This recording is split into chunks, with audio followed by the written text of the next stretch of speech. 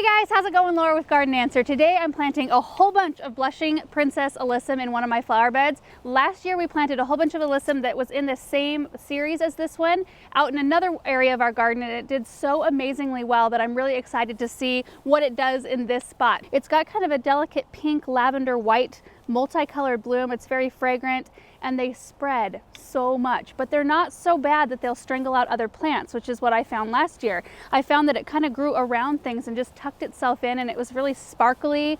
This area where I'm planting it looks kind of dappled today because it is a really bright sunny day, and it's quite windy actually out today. We're a little protected in this spot, but it gets very strong morning sun until about mid-afternoon. So this is really an ideal location because it does well in a pretty bright sunny spot.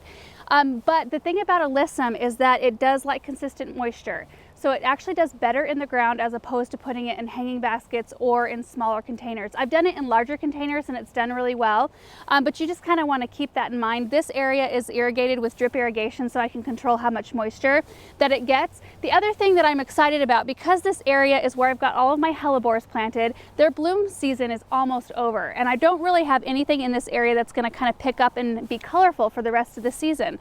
I've got a few hostas here and there in this bed, but that's pretty much it. So I thought it would be great to just kind of intersperse these alyssum in and amongst my hellebores, in and amongst the hostas, and just let them take over for the summer and be my color. The other thing that I really like about this type of alyssum, it's not like the old-timey, like what your grandma or maybe your mom used to plant in the landscape.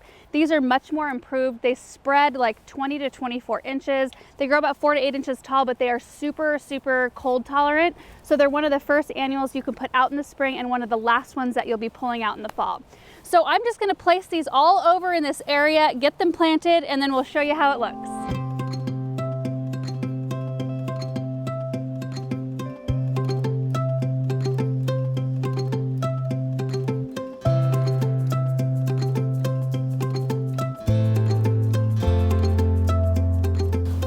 You guys, this is so stunning. I love how it looks right now, and I cannot wait to show you guys what it looks like after the alyssum starts to fill in. It just is going to look like a sea of sparkles. I think sparkly is the very best word to describe this plant. It's just so beautiful. The other really great thing about these is that deadheading isn't necessary. So when you're planting en masse like this, you don't want to be putting something in the ground that's going to be a whole bunch of maintenance. You want to put something in that you can just put in, just worry about fertilizing and keeping watered, and that's all you have to do for the season. The thing about alyssum too is that they are pretty heavy feeders, so you do want to make sure to consistently fertilize, but you really want to make sure you do that with all of your annuals because they perform better that way. And this is just a perfect solution for areas where your plants haven't filled in yet. And that's the only reason why I'm planting them en masse right here, because my hellebores a lot of them are babies.